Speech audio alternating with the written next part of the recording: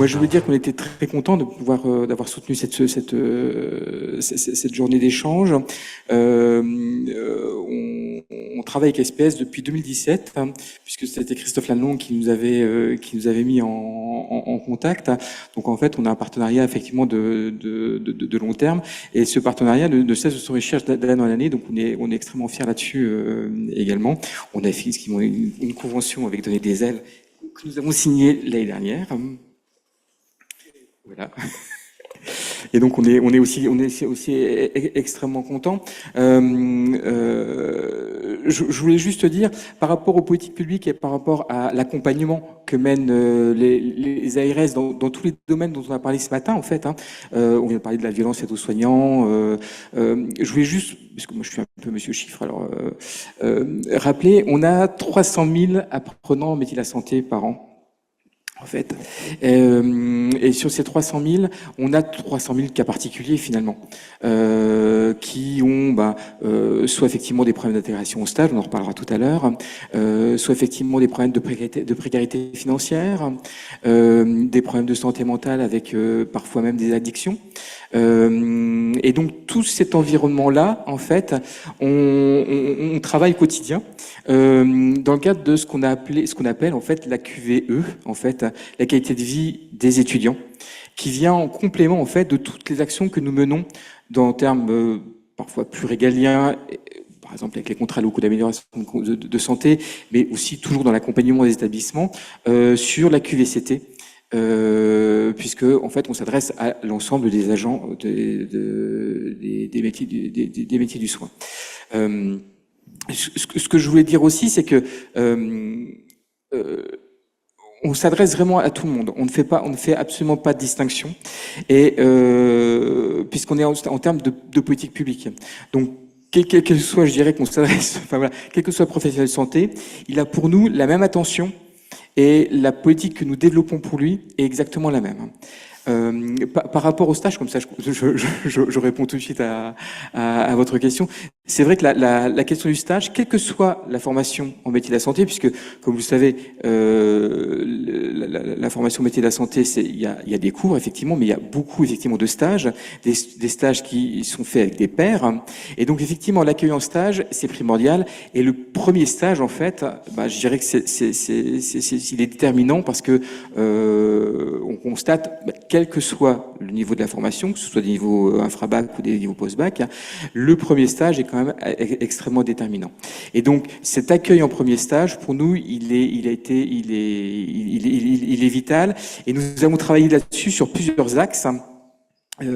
Un des axes sur lesquels on a travaillé, et c'était en lien aussi avec l'augmentation des capacités d'accueil en formation que nous avons mis en place avec le Conseil régional et le ministère de la Santé et le ministère de l'Enseignement supérieur, c'est pour les formations non médicales, les coordonnateurs de stage. Parce qu'il nous avait paru absolument évident qu'il fallait accompagner les différents instituts, écoles et instituts, dans la gestion des stages. On a augmenté les capacités d'accueil, donc on augmente de manière exponentielle le nombre de stages nécessaires. Donc il va falloir accompagner tout cela, parce que sinon, après, chaque établissement de formation va tirer la bourre pour pouvoir récupérer au sein de chaque établissement. Et on sait, vous l'avez très bien dit, la difficulté effectivement pour les établissements d'accueillir. Et on a même certains établissements post-Covid qui nous ont dit non, je ne suis plus en capacité d'accueillir. Donc voilà, on a travaillé sur ces coordonnateurs de stage. Donc c'était une innovation ARS Grand Est. Bon, voilà, un petit cocorico. Et donc voilà, c'était important. On travaille également sur ce premier stage avec la faculté de Strasbourg pour faire une formation en e-learning justement sur l'approche du premier stage.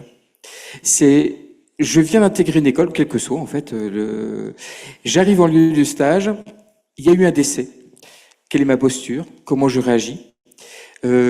Je suis mal accueilli parce que le mail ou le fax n'est pas arrivé jusqu'à la personne qui doit m'accueillir, et donc il est là, il dit tu vas faire quoi, comment aussi je peux réagir, quelles sont les ressources, parce que ça aussi ça s'apprend. je veux dire, on parlait de l'importance de la formation initiale et on l'a vu, hein, c'est quand même en filigrane tout au long de la journée, ça a quand même été en filigrane. Je veux dire, cette manière de posture, et ça revient à ce que vous avez dit tout à l'heure, c'est il y a aussi moi dans la relation, il y a aussi moi, et comment moi en fait je m'intègre.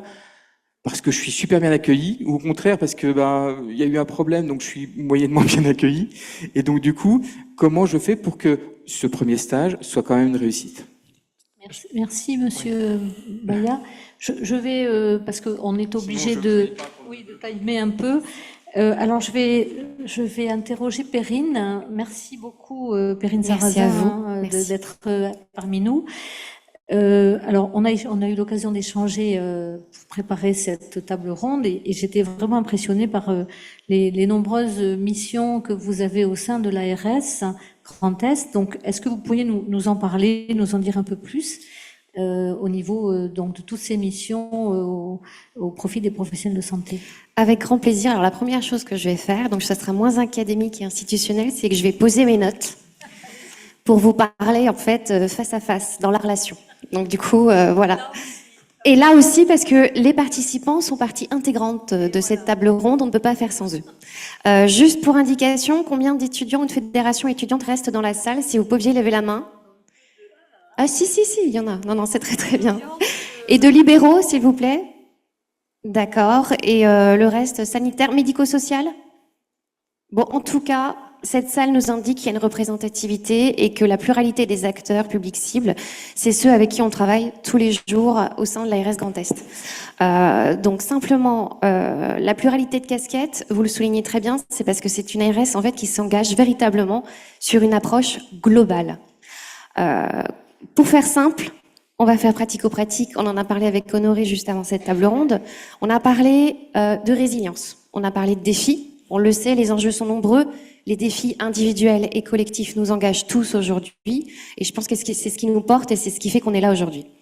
Les défis sont aussi ambitieux, mais pas impossibles, pour reprendre les mots de notre directrice générale. On a entendu parler de coactivité.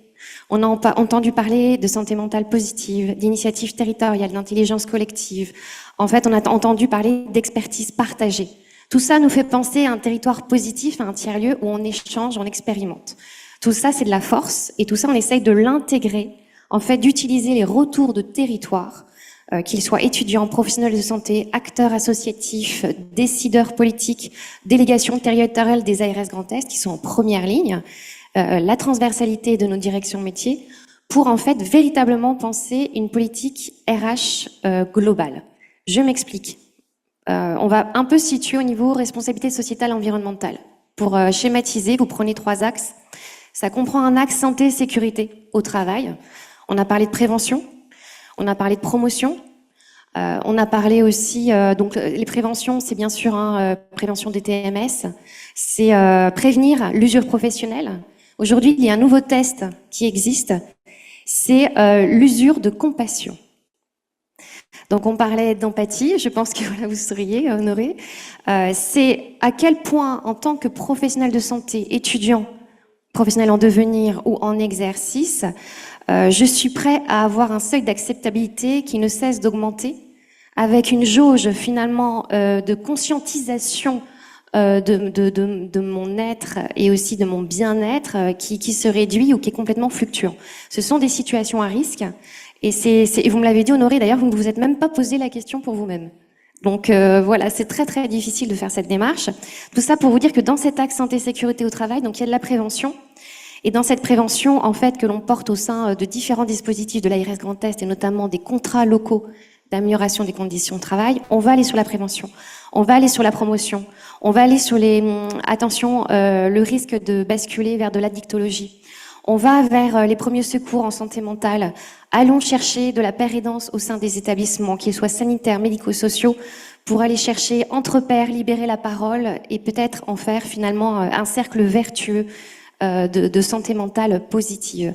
Parlons aussi de lutte contre les violences sexistes et sexuelles. Déstigmatisons finalement ces situations où la victime ne se sent pas légitime pour parler. C'est-à-dire que transformons en acte réflexe, cette situation n'est pas acceptable. Je vais chercher la personne ressource, la cellule d'écoute au sein de mon établissement. Je me fais accompagner parce qu'une victime ne doit plus jamais être seule, comme le disait Badinter dans les années 80. Donc elle doit être accompagnée tout au long d'un processus. C'est aussi, quand on dit prévenir l'usure professionnelle, c'est parler dès le recrutement, dès l'accueil, parce qu'il faut repenser aussi les recrutements. Quel est le parcours professionnel? À un moment donné, quand je dis stop, finalement, quand ça fait 10 ans que je suis infirmière et que j'ai des douleurs musculo-squelettiques, est-ce que je peux pas, finalement, réintégrer un autre processus de voie professionnelle? Là, on débouche sur l'autre axe, l'axe ressources humaines en santé. On est toujours dans un projet sociétal et environnemental vraiment au sens large. Pourquoi? On parle, première étape, recrutement, intégration, accueil. Accueil des jeunes, accueil des primo-entrants, accueil des nouveaux arrivants. C'est le premier message qu'un établissement renvoie, c'est l'accueil. Dans son processus de recrutement, il doit être beaucoup plus inclusif. Ça nécessite de repenser aussi son positionnement de ressources humaines. Comment aujourd'hui, j'envisage de créer finalement un pacte social, un nouveau projet social dans mon établissement, c'est en repensant le recrutement. C'est aussi parler d'égalité professionnelle. Dans mon parcours professionnel, bon, la première limite et la première barrière, en fait, c'est soi-même. Parce qu'on a peur et qu'on se dit qu'on ne sera pas capable d'eux. Et après, il y a aussi l'impact et le conditionnement sociétal qui fait que quand on est une femme, c'est un peu plus accentué, qu'on doit faire des fois 2 fois plus ses preuves. Donc c'est soutenir aussi ces évolutions professionnelles. C'est soutenir la diversité. C'est accueillir aussi la personne handicapée en lui créant un environnement de travail salutogénique et où elle puisse s'épanouir et trouver sa place. Donc tout ça, dans ce processus de recrutement et de repenser aussi le RH, on s'inspire aussi de partenaires. On s'inspire de l'ANACT, qui a été cité aujourd'hui, qui va accompagner les établissements véritablement dans un processus de transformation, mais aussi de l'ANAP. L'ANAP a développé tout un parcours, notamment en termes d'attractivité et de fidélisation. Quelle que soit la porte d'entrée que vous prenez, en tant qu'RH ou en tant qu'agent, c'est je prends cette porte-là et je dois trouver une solution à ma situation individuelle. Et je dois être accompagnée tout au long de mon parcours professionnel. Donc tout ça, c'est le deuxième axe, ressources humaines. En fait, on va chercher l'innovation. On va accompagner la transformation des organisations. Vous l'avez dit, le système de santé a été mis à mal par les différentes crises sanitaires successives. On a vu qu'il y avait un pouvoir du collectif. Aujourd'hui, la volonté, c'est de travailler sur le sens du travail et les valeurs. C'est de repenser son projet d'établissement. Et c'est le repenser à la lumière du dialogue social et des différents partenaires et agents. Troisième axe, rapide, efficace, environnement de travail. Avoir un bon environnement de travail, que je sois étudiant ou professionnel en exercice, quel que soit mon lieu de travail. Ça passe par une organisation totalement repensée. Ça passe par des équipes mobiles de QVCT. Pourquoi? Les ressources sont variées, certes, mais sont insuffisantes. Mutualisons les moyens. Donc sur les territoires, on partage les expériences, on peut aller les chercher en Pays de Val-de-Loire, ARS Bretagne. Voilà, les expériences sont nombreuses, elles marchent. Testons, partageons, créons le côté disciplinaire, interdisciplinaire et en tout cas sur un territoire, sur un GHT, partageons nos expériences, partageons nos enquêtes, les résultats d'enquête, les labs, les résultats des labos et d'intelligence collective. Deuxième étape pour un environnement de travail, les relations interpersonnelles. Alors, par rapport à ça, vous l'avez dit aussi tout à l'heure, il y a différents dispositifs qui existent. Le premier dispositif, finalement, on va enlever tout de suite ce mot, c'est soi-même. C'est comment on se situe par rapport à soi. C'est un peu le développement écologique d'une personne. Vous prenez une petite poupée russe, la petite poupée du milieu, c'est je. Voilà, c'est affirmer déjà, je veux dire je, c'est ce qui est le plus difficile. La deuxième poupée russe, le cercle autour, c'est... donc dans le jeu, il y a les compétences psychosociales, ce que vous avez en termes de ressources personnelles déjà individuelles quand vous partez dans le monde de l'éducation, de l'enseignement supérieur, quand vous arrivez sur un terrain professionnel et tout au long de votre vie. Ces compétences psychosociales, émotionnelles, savoir formuler une pensée, savoir être dans la relation, savoir gérer le stress, tout ça, il y a des choses qui peuvent être innées, il y a des choses qui peuvent se développer, qui peuvent s'acquérir. En tout cas, ça s'accompagne. Donc, il n'y a pas de fatalité par rapport à ça.